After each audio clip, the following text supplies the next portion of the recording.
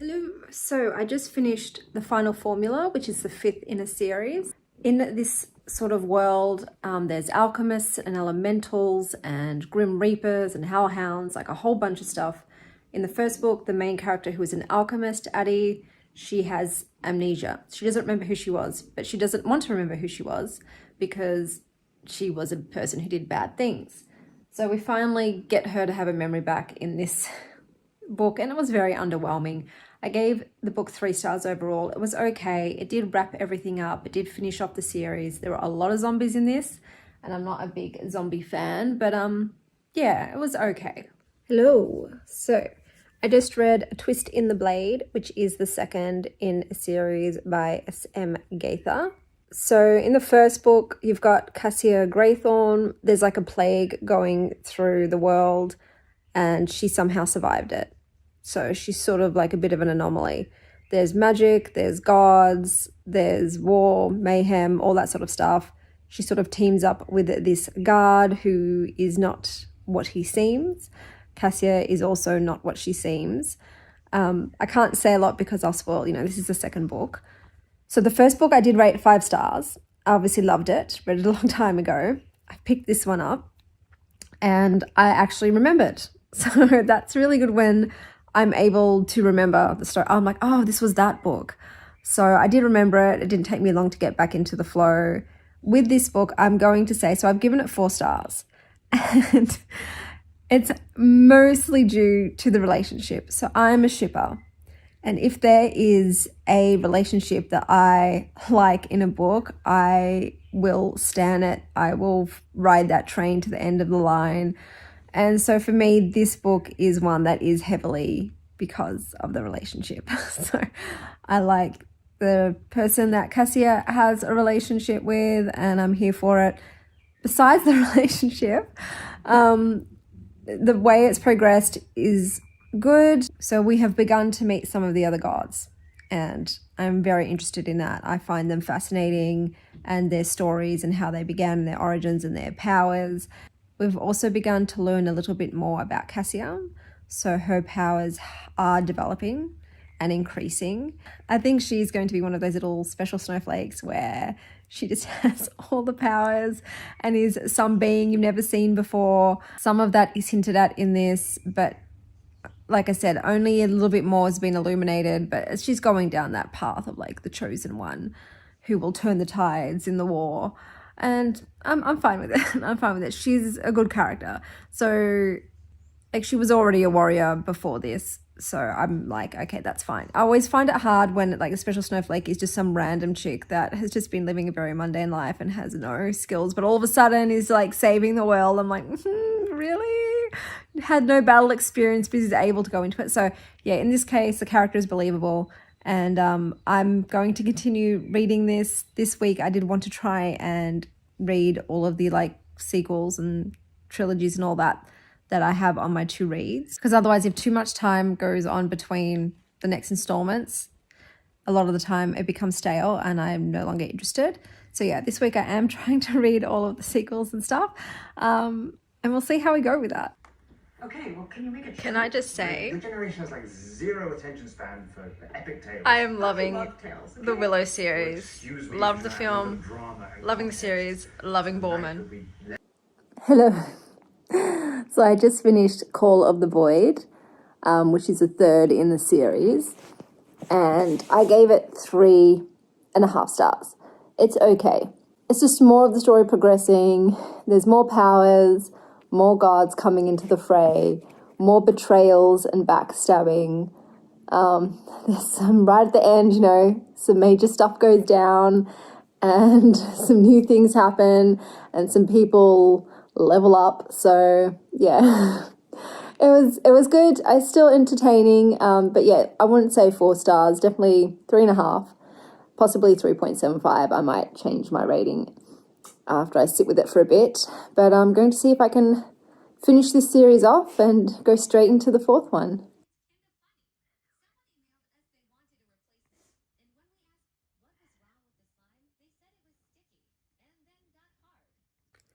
Hello, so I just finished A Crown of the Gods, which is the 4th in the series. It's not over. It continues. And it's just like, no. I just want it to finish so I can just be done with it. But no, it continues on. This one I did find myself skimming a bit. I sort of just want to get to the end to wrap it all up. I feel like it has been drawn out a little too long. Like it is overstretched. It doesn't need to be 5 books. But yeah, obviously it is 5 books because it didn't get wrapped up. But and this one, it's just the battle continues.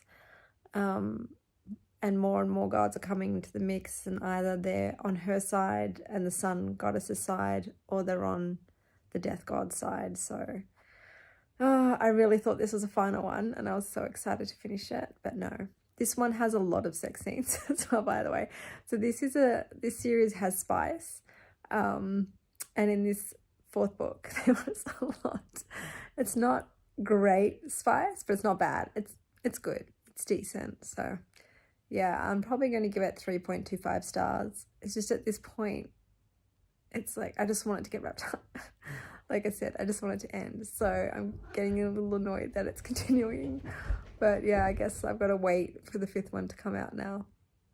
Hello. So I just read I Want to Die, But I Want to Eat Tteokbokki. I think that's what it's called. I DNF'd this after 50%. It's sort of about this woman who's suffering with depression, and it's like a transcription of her sessions with her therapist. It was just really dull and repetitive, and I wasn't really getting anything from it, so I DNF'd it. And then I read Shattered Souls, which is the 3rd in a series. And dude, it's like almost 800 pages, but best believe it, I stayed up to finish it. Oh my God, it's once again, it does continue. I was hoping it was going to be wrapped up, but no, it is not wrapped up.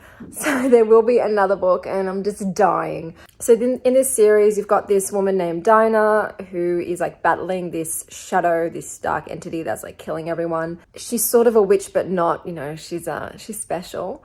She ends up going on this quest to find a way to kill the shadow. And on her quest, she meets her guardians, pretty much. It's like there's a prophecy, and she's prophesied to have these guardians. And one's a Nephilim, one is an elf, one is a lichen, one is like a sorceress maid. And it's just follows their quest. So it's like epic fantasy, dark fantasy sort of situation. There is a relationship, and I'm completely backing it. I love this relationship, but it's one of those frustrating ones where they get together and then they're separated, and then they're together and they're separated. So in this book, they were separated for a decent chunk of it, and it was hard to get through those ones because I was just like, get back together. Like, when are we going to get them reunited, please? This does have multiple POVs, and that is still something that really bothers me. There's a lot of people who I don't care for. So there's a character named Zev who's Dinah's cousin. He's a lycanthrope, but he's an absolute dick. Like, he's totally toxic masculinity, There's this one moment where basically she has a bond to her beloved, her true love, like they're soul bonded, okay? But he's like, just because you're soul bonded, that doesn't mean like that you can have sex with him. You're not legally married. And I'm just like, excuse me? Do you own her like virtue? Do you own her body? Shut the F up, bro. It's none of your goddamn business who she sleeps with or not.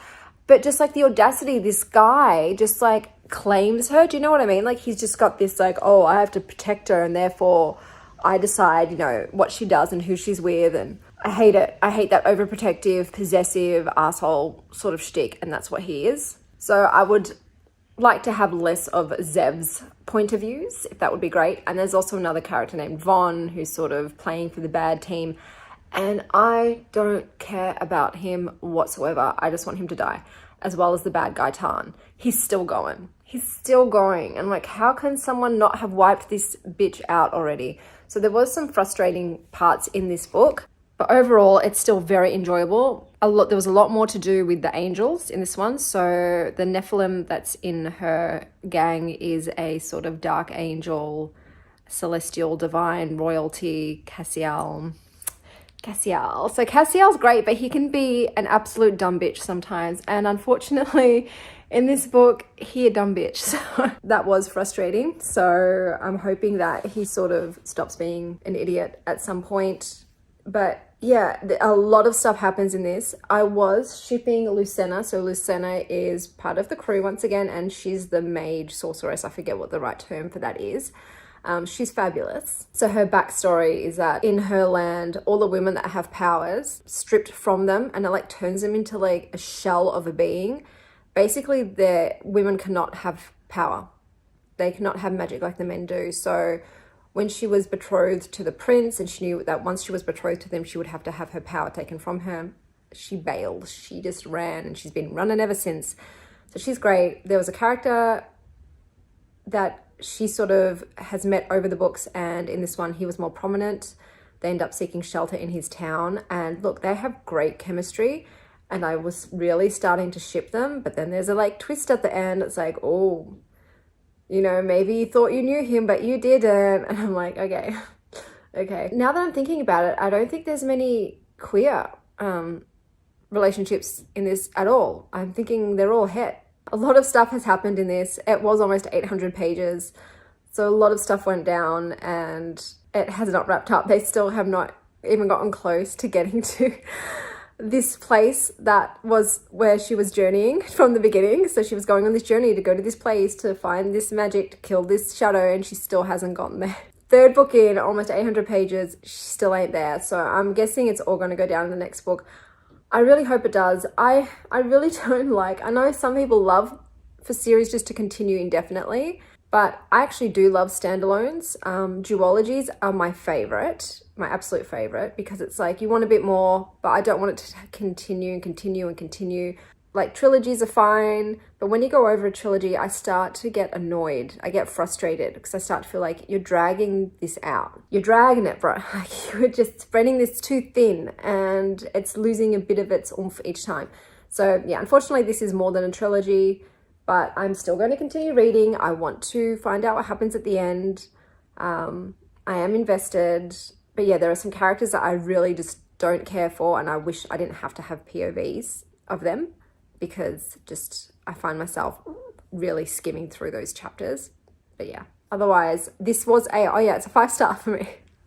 I did rate it 5 stars. I loved it. And the thing that sucks is the next one comes out next year, so I have to wait, and it's going to be a long time, but what can you do? Hello, so I just got another Owl Crate box. I'm just going to show you a few of the things. So we've got this Lord of the Rings bowl, which I think is kind of cute. And then we've got this reading planner. So I've always wanted a reading planner, and I love the aesthetic of this. And I just think this is so freaking cute, and I'm definitely going to use this. I'm just so excited. This is actually something really good. I've just cancelled my subscription though, but I'm glad this was the last one. And I got this book, The Luminaries, and this is actually on my to read list. So yeah, these are some good bits out of this month's Owl Crate box. Hello, so I just read Serenity by F.S. Yusuf, and it's a poetry book, mostly love poems. Some of them were so tiny, like 4 lines each. There were some lovely drawings in it, but it just wasn't my cup of tea. I'm currently reading the latest by Amanda Lovelace, and this is one of the poems. They say she's wise beyond her years, like it's a rare and wonderful thing to behold. But she doesn't quite see it the same way. What they don't realize is that after everything she's had to endure, she didn't have a choice but to grow up quicker than she should have had to. And if she ever had a choice, things would be different. So it's sort of along the themes of like self-empowerment. There's quite a strong like feminist energy to it, and I'm actually quite enjoying it so far. Hello, so I just finished reading Unlock Your Storybook Heart by Amanda Lovelace. The poems are mostly centered on love, sapphic love, self-love, body image, fairy tales. It was very sweet. There were some really cute illustrations in it. Towards the end, the poems felt a little same but different, so they were kind of repetitive.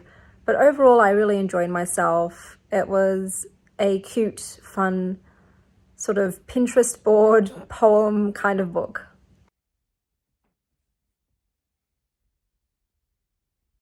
Hello, so I just finished reading Swordheart by T Kingfisher. So this is about a middle-aged widow who lives with her late husband's uncle. He's quite eccentric. He passes away and he decides to leave her everything in his will. Unfortunately, his family is not chill with that, and they lock Hella up in a room and demand that she marry her clammy-handed cousin. Hella decides, I'll pass, bruh. I'd rather die than marry that twat. So she decides to off herself. She grabs a sword that's hanging like above her bed, and when she unsheaths it, a man materializes and tells her that he must protect whoever wields the sword. So they head off together to the next town to sort of find a priest of the rat god, I think. They're sort of like the lawyers in this realm, to make sure that she receives her inheritance. This book, I gave it 3 stars because it's okay. It's quite slow paced for me. A lot of it was just banter between the characters, and I just didn't care for the characters. And I've had an issue with all of the books that have been set in this world being sort of similar for me. So the other books are in the Paladin series and the Clocktaur Wars. And from now on, I've decided not to read any more books set in that particular world with gods and paladins and demons, because they just are a bit dull. Whereas her other books, like Nettle and Bone and The Wizard's Guide to Defensive Baking, are fan-freaking-tastic. I love those books. So I'm going to continue to try and read some more of that kind of book by T Kingfisher rather than these ones. Then I read Bloom by Bo Taplin. So it's a book of poetry, and I actually have quite a lot of Bo Taplin's poems pinned to my Pinterest board. He's very pinnable. His poems are mostly about love and life advice and little bits of wisdoms, and they're very sweet and they're palatable, and I think that they probably appeal to quite a large general audience. They're very easy to read, but I did enjoy my time reading his book.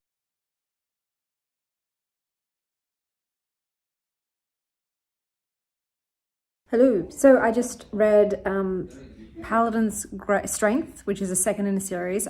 I decided to DNF it after reading half. The main 2 characters in this one just weren't very absorbing for me or entertaining or exciting. So yeah, I decided to let it go because I could just tell it was going to be very average and I'd rather read something else. Hello, so I am currently reading The Raven and The Reindeer by T Kingfisher. I just decided to make this week a T Kingfisher week. It's a retelling of The Snow Queen, and you've got the main character, I think her name's Gaither, and she's trying to rescue her friend and who she thinks is her, you know, first and true love, Hal, from the Snow Queen. She meets these characters along the way, and there is a little bit of a sapphic romance, which I absolutely find delightful, and I'm really enjoying it so far. The writing's great, the characters are great, the pacing is pretty good. It's probably medium paced, but she's just going on her journey and collecting like these cast of characters. She has a raven named Mousebones, and yeah, it's just so fun. Hello, so I just finished reading Raven and the Reindeer by T Kingfisher, and it was adorable. I'd probably give it 4.5 stars. It was really fun. I loved the main character Gaither, and I loved her female companion Jana, and the raven Mousebones and the little otters, and the witches and the grands. It was all wonderful. It was fun, and yeah, the writing was great, the characters were great, and it was a great spin on the tale of the Snow Queen, so definitely had a great time. Hello, so I just read The Seventh Wife by T Kingfisher. It was about a miller's daughter. She's 15, and this lord comes and decides to marry her, and they can't really say no. She goes back to his mansion, and it's filled with his other wives, some of whom are dead. So he has 6 other wives. She's the 7th wife, and from each of them he's taken something, either their sight, their voice, and she's got to figure out a way to make sure she doesn't become his 7th victim, basically. And there's lots of magic involved. It was really wonderful to see some of the wives rise up against this absolute twat of a man, and I really enjoyed it, and the main character was fabulous for a 15-year-old, so brave, so intelligent, and it was a really enjoyable read, and I gave it 4 stars.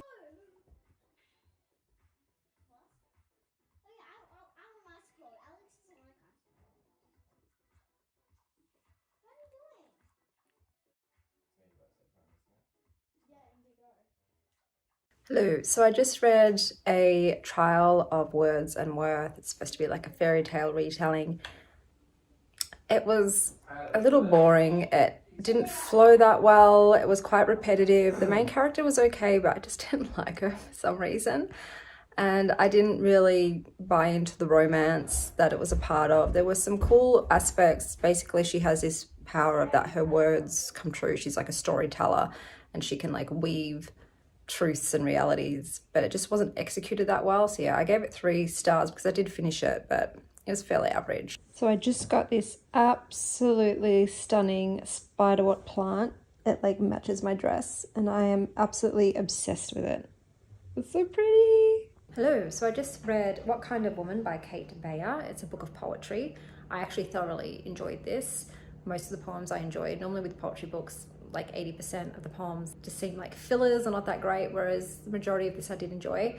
It's about women and their roles as mothers and wives, and about, you know, not conforming to society's standards of body image and weight and all that sort of thing. And it was really, really good, real feminist, very, you know, rah-rah and hallelujah, preach, that sort of thing. But I did enjoy a lot of the poems. They were quite striking.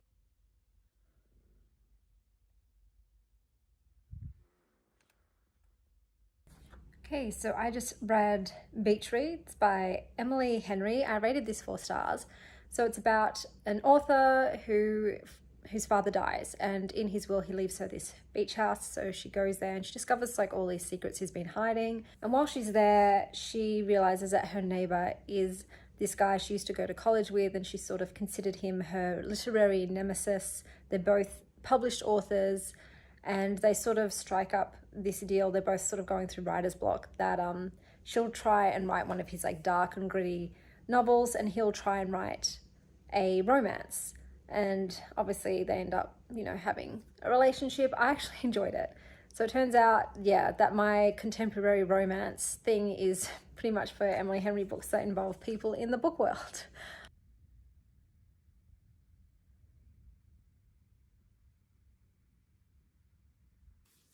Hello, so let me tell you about the books that I read this week. So I'll start with Kingdom of Stars and Shadow by Holly Renee. I gave this 3 stars. Now, I actually forgot what this story was about, and I had to go and read the synopsis because that's how forgettable it was. And I'm already going to say that I'm actually downgrading it to a 2.75 because 3 stars for me should be middle of the road average. It was okay.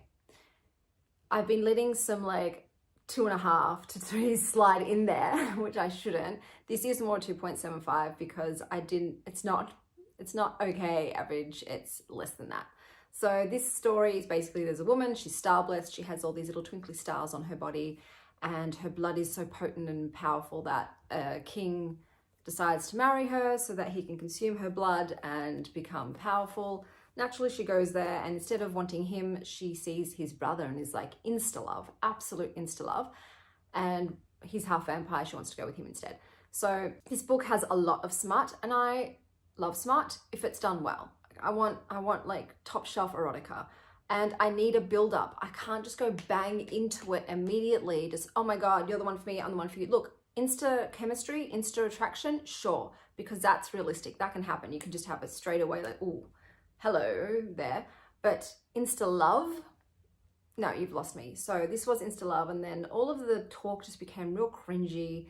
He was like, this half vampire dude was just very bland alpha male. The whole book was very stock standard cookie cutter fantasy. There was no substance to it, no depth, no world building, no character development. And therefore I'm like, yeah, okay, it's 2.75. It's not the worst thing I read, but it's not good. Then I read Self-Portrait with Nothing by Aimee Pokwatka. So I did DNF this.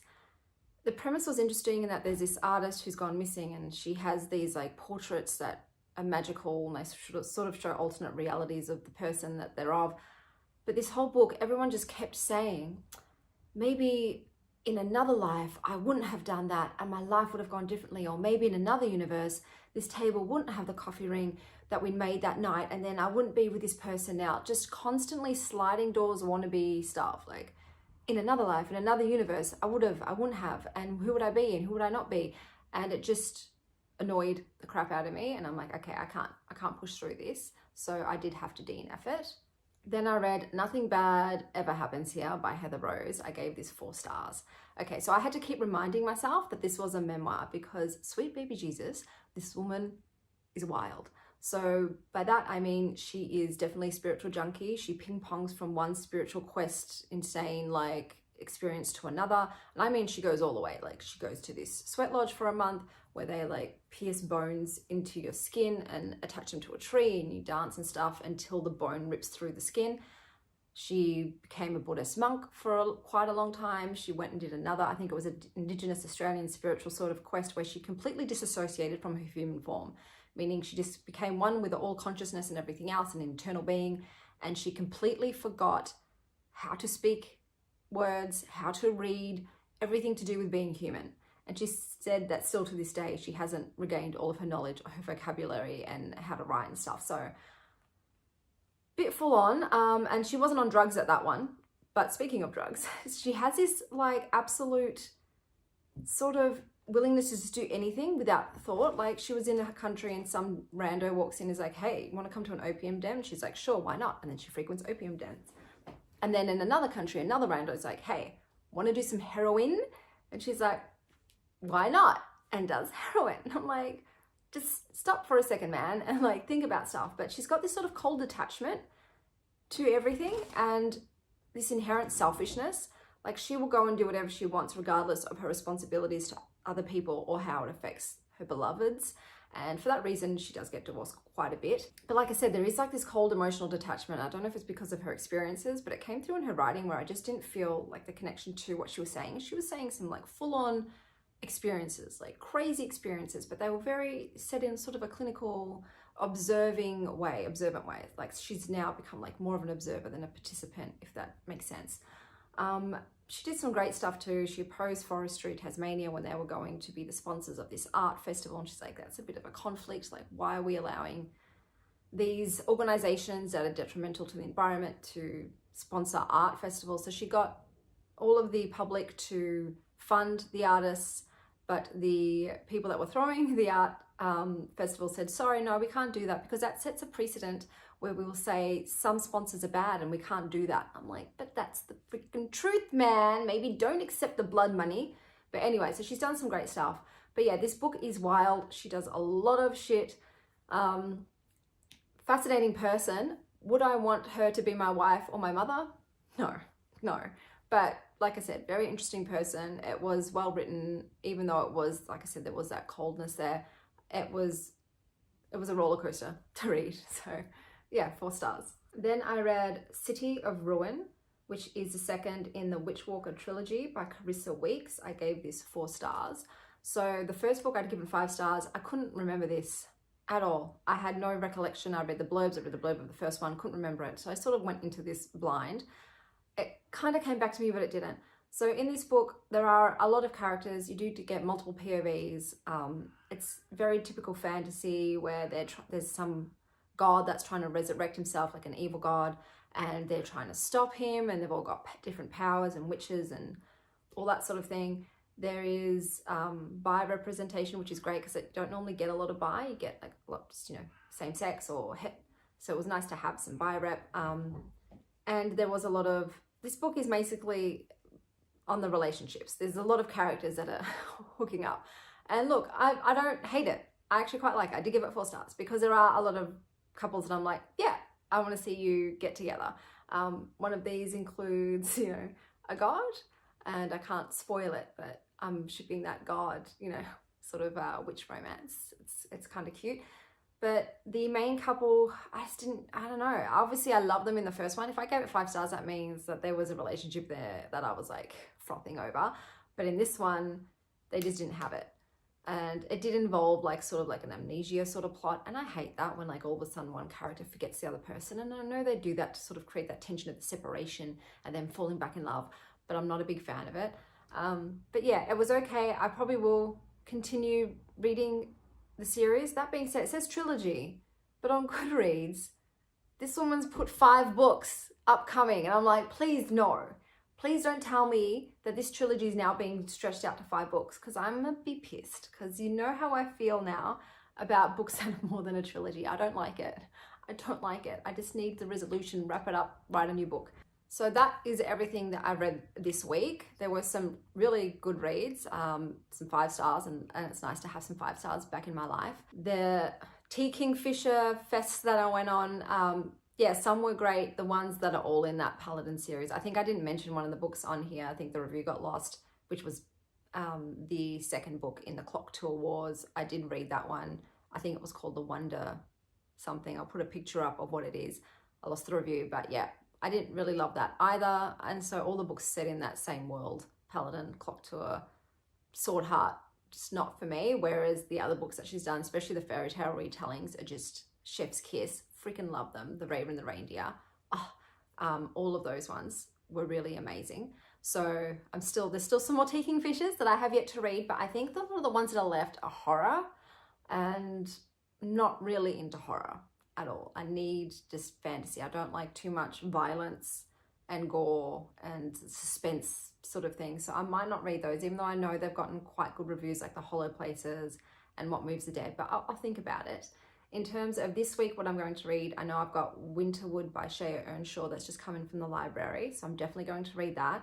I've got my hard copy cover of The Luminaries, so I'll probably read that. I need to read some physical books. This whole week has just been e-reader and I'm teched out.